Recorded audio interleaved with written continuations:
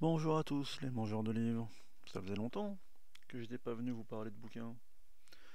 Eh oui, j'avais la tête dans le guidon et j'avais pas le temps. Mais c'est pas faute d'avoir pensé à vous. Donc là, j'ai pris un petit moment pour vous parler des livres que je mange en ce moment. Voilà. Ou plutôt d'un livre en particulier. Alors aujourd'hui, j'ai décidé de vous parler d'un livre qui s'appelle Voyage à Tombouctou de René Caillé.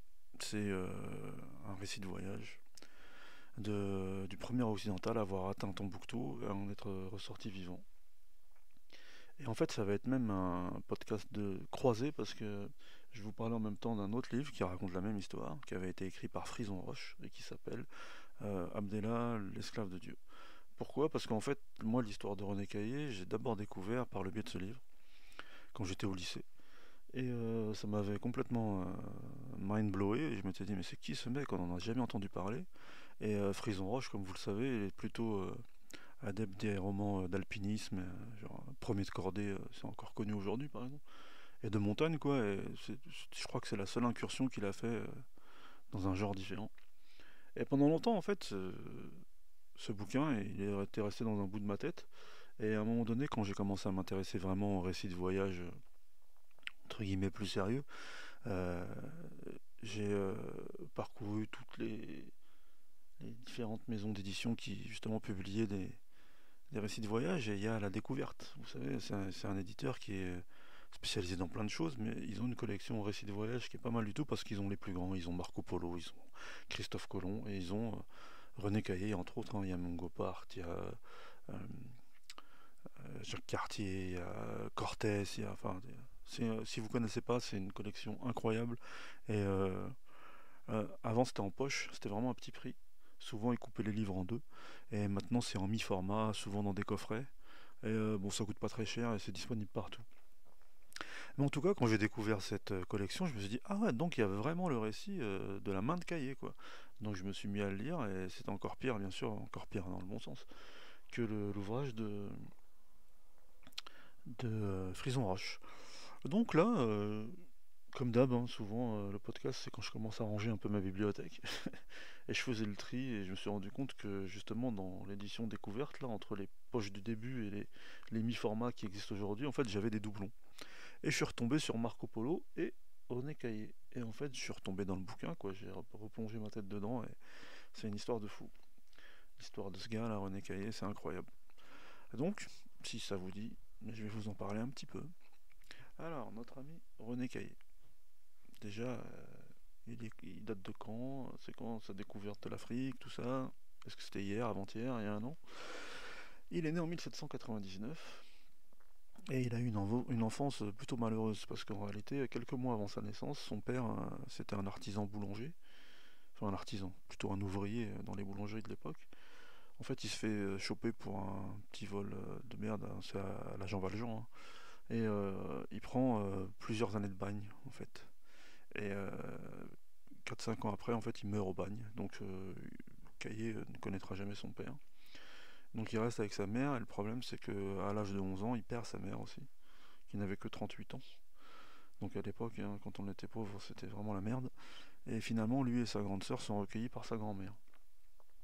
Mais en fait, il a la bougeotte. Et comme il avait lu Willem Dafoe, il a tout de suite eu des rêves d'aventure, quoi, d'exploration. Donc, à 16 ans, sa grand-mère lui donne 60 francs de l'époque. Et avec ses 60 francs en poche, il part à pied. Euh, je crois que c'était à La Rochelle, je crois, le port le plus proche. En tout cas, il va vers l'océan. Et il essaye de. Il va à Rochefort, il va dans la ville de Rochefort. Et il essaye de se faire embaucher sur un bateau qui partirait au loin, quoi. Et sur quel bateau il tombe en fait? Il tombe sur l'escadre de la Méduse. Vous savez, le fameux bateau qui a fait naufrage et qui a inspiré Géricault pour son fameux bateau, son fameux tableau.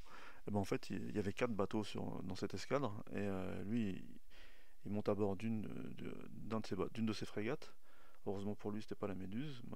Et la mission de cette frégate, c'était d'atteindre Saint-Louis, qui avait été une colonie française, qui avait été reprise par les Britanniques.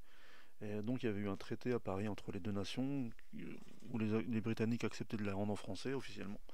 Et ils avaient donc pour mission d'y aller. Bon, quand ils arrivent à Saint-Louis, les Britanniques, ils n'ont pas envie de respecter le traité. Entre-temps, il y a eu le fameux naufrage de la Méduse.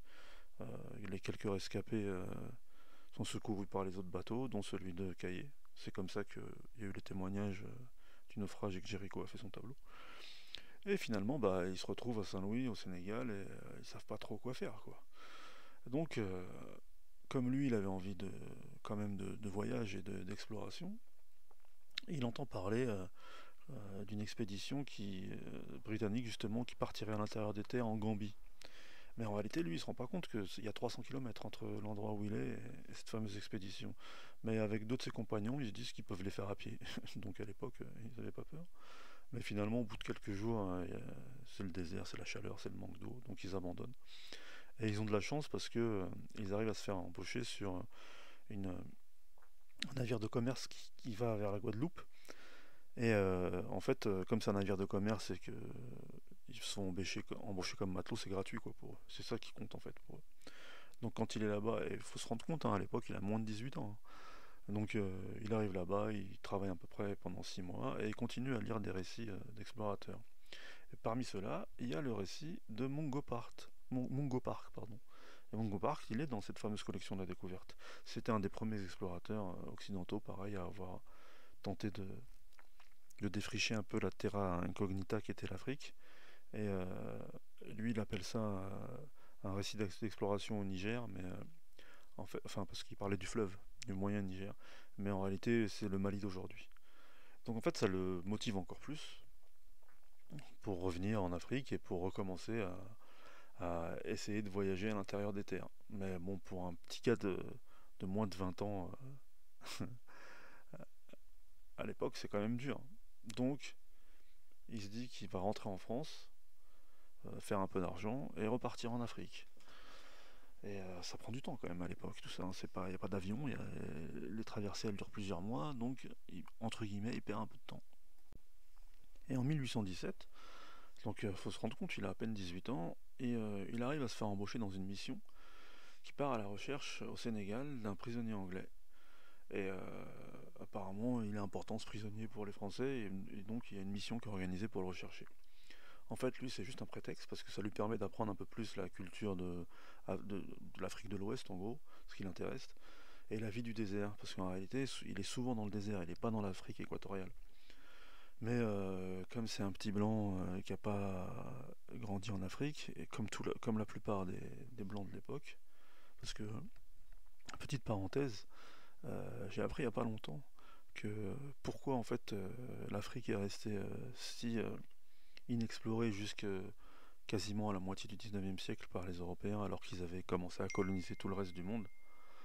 Euh, En fait, c'est parce qu'ils avaient calculé qu'avec le paludisme, la malaria, toutes les maladies, genre la mousse, enfin toutes les maladies africaines, les établissements où les Européens s'implantaient, même sur la côte, au bout de 40 jours, il y avait plus de la moitié des gens qui mouraient en fait. Ils n'arrivaient pas à survivre aux conditions de vie africaines en fait, parce que leur organisme, il n'était pas adapté.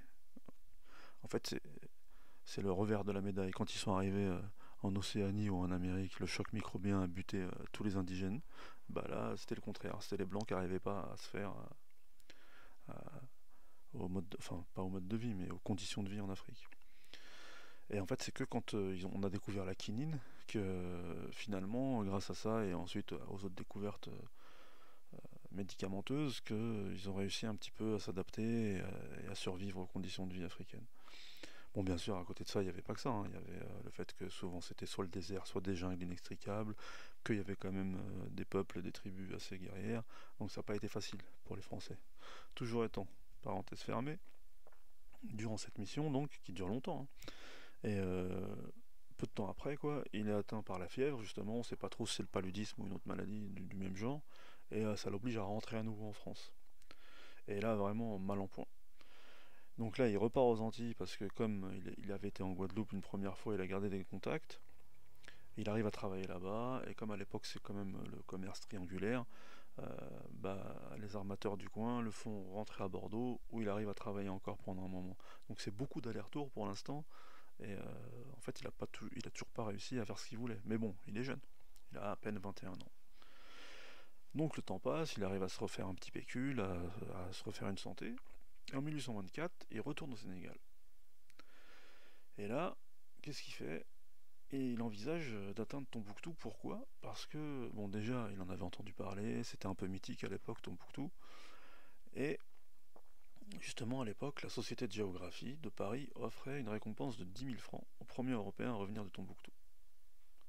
Parce qu'à l'époque, on avait, justement, comme les Occidentaux euh, avaient plus réussi à s'implanter, entre guillemets, au Maghreb et dans le monde, disons, arabo-musulman d'Afrique, ils avaient entendu parler de Sansa Moussa. Donc aujourd'hui, Sansa Moussa, on entend beaucoup parler. C'était le deuxième roi de l'Empire du Mali. Certains disent que ça a été l'homme le plus riche de l'histoire. En tout cas, toujours est-il que la fameuse histoire de son pèlerinage à la Mecque, quand il est parti justement du Mali pour atteindre la Mecque, quand il est arrivé au Caire, il avait tellement d'or, parce qu'à l'époque au Mali il y avait des mines d'or, qu'il en a tellement distribué que ça a dévalué l'or pour plusieurs années. Et donc c'est pour ça qu'il est connu aujourd'hui, et à l'époque ça avait aussi marqué les esprits. Et tout le monde savait que Tombouctou avait fait partie de son empire, et même à un moment peut-être a été sa capitale. Donc il y avait justement une espèce de, comment dirais-je, de rêve eldoradien presque avec Tombouctou. Mais en fait, ce qu'il comprend, Caillé, avec ses précédents voyages et sa connaissance du désert et les maladies qu'il a chopées en Afrique, c'est que de toute façon, pour un blanc, un occidental chrétien, c'est impossible de passer la frontière de la côte, quoi. Ok, il y a des comptoirs en Afrique, il y en a qui commencent un petit peu à avoir des contacts, puis avec la traite qui a commencé déjà depuis un siècle ou deux, la plupart des Européens ont pris possession de comptoirs ou de ports sur la côte, mais de toute façon, ils n'arrivent pas à rentrer dedans. Et lui, de toute façon, il ne sera jamais accepté. Surtout lui, il doit traverser le désert, quoi, pour y aller. Donc, il a une idée, en fait. Il a une idée, il se dit, je vais aller chez... Comme Tombouctou, à l'époque, c'était encore une capitale de l'islam. Il se dit, bah, je vais apprendre l'arabe, je vais apprendre le Coran, et je vais me faire passer pour un pèlerin qui va à la Mecque. Et comme ça, de toute façon, on me prendra pour un Africain du Nord, et c'est bon. Donc, comme il avait déjà été à la frontière mauritanienne dans son premier voyage, il avait entendu parler d'une tribu mort qu'on appelle les Brakna, et qui était réputée dans cette région pour être les plus grands connaisseurs du Coran. Donc, pendant plus d'un an, il va chez eux en fait, et il apprend l'arabe, oui, et il apprend la religion musulmane, et il apprend le Coran.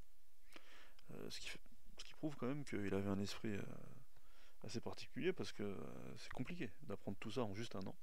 En tout cas, il arrive à faire illusion parce qu'ensuite, quand il va dans les mosquées de Mauritanie ou du Sénégal, en fait, il fait illusion. Les gens, ils le prennent même pour ce qu'on appelle un shir, quoi, quelqu'un qui a une vraie connaissance de la religion. Donc là, en fait, avec ce plan, il se dit qu'il peut atteindre, avec cette nouvelle identité musulmane, entre guillemets, il peut atteindre son but d'aller à Tombouctou. Donc il va voir le gouverneur du Sénégal et il lui explique sa tentative, sa démarche, mais à l'époque, en fait, ils s'en foutent, quoi. Ils y croient pas. Et même si, comme je vous l'ai dit, Tombouctou, c'est encore mythique, parce que par exemple, à part Sansa Moussa, il y a aussi, je vous en ai parlé une fois de ce voyageur arabe qui s'appelle Ibn Battuta, qui a fait le tour de tout le monde musulman et qui était, je crois, au 15e siècle et au 16e, et ensuite qui a écrit son voyage. C'est disponible chez la Pléiade. Et donc il avait parlé de Tombouctou, et à l'époque c'était vraiment une ville somptueuse. Mais pour l'instant, tout le monde se dit de toute façon c'est interdit aux chrétiens, on peut pas rentrer dans le domaine musulman, et c'est pas la peine. Donc il va en Sierra Leone, parce que les Français veulent pas de lui en fait. Et là, à cette époque-là, c'est administré par les Britanniques. Et les Britanniques, en fait, ils s'en foutent un peu de ce qu'il veut faire, mais ils trouvent du travail en tant qu'administrateur d'une plantation. Et ça lui permet de gagner de l'argent. À l'époque, 80 livres sterling. Et avec ça, il se dit qu'il pourra tenir toute la durée du voyage. Donc vous voyez, c'est quelqu'un qui était assez courageux et assez, comment dire, il lâchait pas l'affaire, quoi, parce que il y a eu beaucoup de va-et-vient, il y a eu beaucoup d'essais infructueux, son propre gouvernement en avait rien à faire de ce qu'il voulait faire, et il n'y a pas que ça, il est tombé malade, il a traversé l'Atlantique 2 ou 3 fois, et finalement, il apprend même une langue étrangère, une religion étrangère, tout ça pour atteindre son but.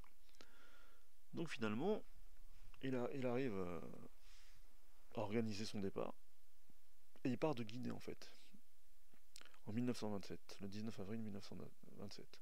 Et donc au début, il est plutôt du côté de l'Afrique équatoriale, quoi. Il est en Guinée, en Côte d'Ivoire, il remonte le fleuve,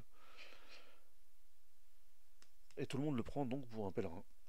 Mais en fait, dès qu'il va arriver au nord de la zone forestière, il va tomber malade du scorbut, et ça va le ralentir pendant un long moment.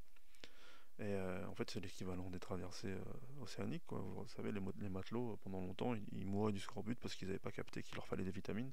C'est que quand ils ont commencé à prendre des citrons à bord des bateaux qu'ils ont survécu. Donc finalement, il arrive à s'en remettre et il entame sa traversée du désert. Et le truc, c'est que, en fait, ça va lui prendre beaucoup, beaucoup plus de temps que ce qu'il avait prévu. Mais finalement, il arrive à Tombouctou quand même, sain et sauf, le 20 avril 1828. Mais malheureusement, au moment où il arrive, la ville, ce n'est plus que l'ombre d'elle-même en fait. Elle a périclité, c'est même plus véritablement un carrefour marchand, elle est quasiment en ruine. Et en fait, il est super déçu, quoi. Quand on lit ses écrits, on voit que il voit les ombres de ce qui a été, ce qui fut. Mais le présent est pas très glorieux. Donc en fait, il reste un certain moment pour se reposer, puis pour quand même. Parce que, en fait, dans les pages de son Coran, justement, c'était à l'intérieur de ces pages qu'il glissait les pages de son journal. Parce qu'il avait vraiment l'intention quand même d'écrire un récit. Donc, vu qu'il a atteint Tombouctou malgré tout, il décrit vraiment la vie de tous les jours à Tombouctou, l'architecture, tout ce qui se passe dedans. Et finalement, moins d'un mois après, le 4 mai, il se joint à une caravane qui va traverser le Sahara pour aller au Maroc. Et il atteint Fès, pardon. Et c'est finalement de là qu'il va partir à Tanger. Et le paradoxe, c'est que dans ses écrits, il dira que c'est Fès qui l'a le plus impressionné. Il dira que c'est finalement cette ville qu'il qualifie de la ville la plus belle qu'il ait vue en Afrique. Finalement, donc, de Tanger, il rentre en France. Et il, donc, il rend public son expédition. Il reçoit donc de la Société de Géographie le prix de 10 000 francs en or. Et la Légion d'honneur et une pension. Et il publie son journal en 1830. Donc après, il y a plein de gens qui vont dire que c'est pas vrai, qu'il a affabulé, mais il a de la chance parce que, bon, c'est longtemps après quand même, hein, c'est en 58, il y a un Allemand qui va arriver à Tombouctou et qui va confirmer en fait ce qu'il avait dit. Mais ça va vraiment l'éprouver le fait qu'on le croit pas. Et de toute façon, lui, il meurt 20 ans avant, il meurt en 1838 parce que les maladies qu'il a contractées en Afrique, en fait, elles l'ont usé et il a dû rentrer avec du paludisme ou quelque chose comme ça parce que il n'a pas réussi à vraiment se remettre. Bon, finalement, il a quand même obtenu un domaine, la Légion d'honneur, et une vie entre guillemets agréable, mais comme souvent à l'époque, ce genre d'expédition avait laissé trop de traces et il est mort jeune. Bon, ça c'est vraiment un survol de son voyage, hein. C'était un préambule. Peut-être que c'était un petit peu ennuyeux pour vous. J'espère que non. Mais en fait, moi, pourquoi je voulais vous parler de cette aventure? Donc, comme je vous ai dit, quand j'étais plus jeune, j'avais lu Abdallah, l'esclave de Dieu de Frison Roche. Pourquoi déjà il y avait ce titre? Parce que quand il est parti chez les Brakna et que donc il a appris l'islam et l'arabe, il a pris un prénom musulman. Et Abdallah en arabe, ça veut dire serviteur ou esclave de Dieu. Donc justement, ça faisait de lui quelqu'un de humble d'avoir ce prénom et en plus de se faire passer pour un pèlerin. Il avait vraiment compris la mentalité pour passer, entre guillemets, même pas inaperçu, en réalité, pour avoir une bonne image. Et donc moi, ce qui m'avait plu avec cette histoire, c'était déjà que c'était un petit gars courageux, C'était quelqu'un qui vraiment poursuivait ses rêves quoi qu'il en coûte, parce que comme je vous l'ai dit au début, il est parti de rien, c'était pas un fils de bourgeois. Je vous parle souvent de Francis Burton par exemple, qui est un des plus grands explorateurs de tous les temps. Et même si c'était quelqu'un de très courageux et de super intelligent, et valeureux, vigoureux, tout ce que vous voulez, il va parti de rien. C'était un fils de lord, il a été à Oxford, ensuite il a été officier de Sa Majesté, il a été consul, enfin je veux dire, c'est pas du tout la même chose. Lui, il part vraiment de rien et il lâche pas. Et moi, ce qui m'avait plu, c'est que justement, c'était un petit gars qui s'était pas découragé. Il était très jeune. Il a essayé au début avec sa première expérience au Sénégal. Déjà, en plus, le truc de fou, il fait partie de la frégate de l'escadrille où il y a la Méduse là qui fait naufrage. Il essaye de faire 300 km à pied juste pour rejoindre une autre expédition. Il s'embarque pour aller aux Antilles. Il revient, il tombe malade, il repart encore en Afrique. Enfin, et tout ça, genre, entre 16 et 21 ans. Donc déjà, c'est incroyable. Ensuite, c'est le côté, j'allais dire, intellectuel du gars, mais pareil, rien ne le prédestinait. Il y a un petit gars du Marais Poitevin, là, euh, qui peut-être n'avait même pas un niveau d'éducation en français déjà, de base. Ben, rien ne le prédestinait à apprendre l'arabe, à apprendre l'islam, à apprendre le Coran, et en plus à être crédible ensuite, dans le monde africain, dans le monde saharien, et à se faire passer pour un savant de la foi. Et ça m'avait vraiment marqué quand j'étais plus jeune, parce que je m'étais dit, quand même, en plus de son courage physique, il a un courage intellectuel de fou. Et ensuite, comme Frison Roche avait apparemment vraiment lu déjà sa bio, et sûrement plein d'autres biographies de, de cahiers, en fait c'était les péripéties de son voyage qui m'avaient rendu dingue. Parce qu'au début, ça se passe plutôt bien, tant qu'il est en Guinée, en Côte d'Ivoire, les gens le respectent, il passe son temps là sur le fleuve, et puis après, bon, quand il passe au niveau du Sahel, quoi, et après au Sahara, ça se complique un peu au niveau, juste parce que les conditions sont vraiment trop difficiles.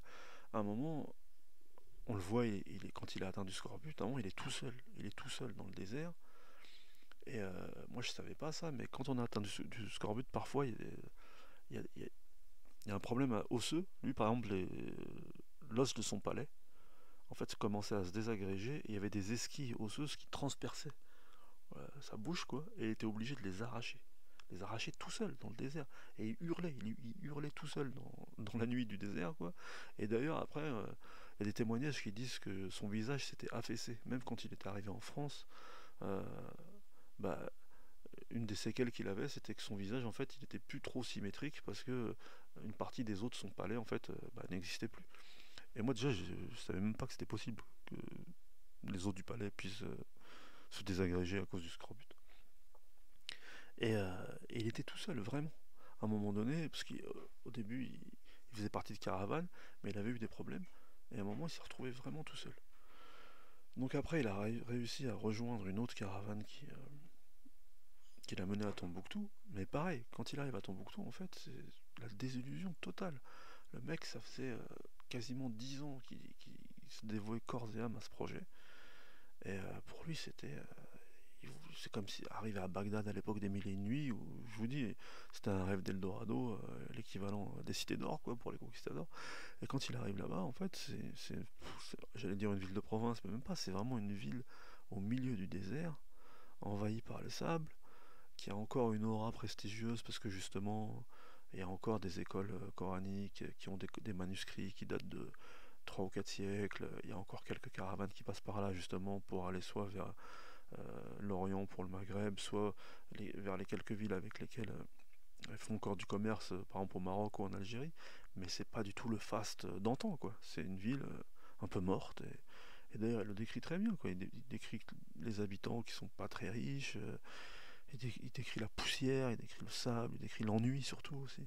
C'est pas une ville où il se passe grand chose, et d'ailleurs il y reste moins d'un mois.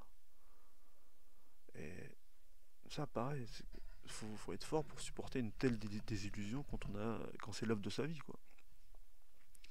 Et donc après, ce qui m'a épaté, c'est que bon, il se remet en route, il a des séquelles un peu de son voyage, il arrive au Maroc, et il a de la chance, c'est que l'administrateur slash gouverneur marocain français de l'époque, euh, en fait, respecte ce qu'il a fait. Lui aussi, apparemment, c'était une espèce d'orientaliste ou de géographe, hein. En tout cas, quelqu'un qui se piquait d'intérêt pour l'Afrique, quoi.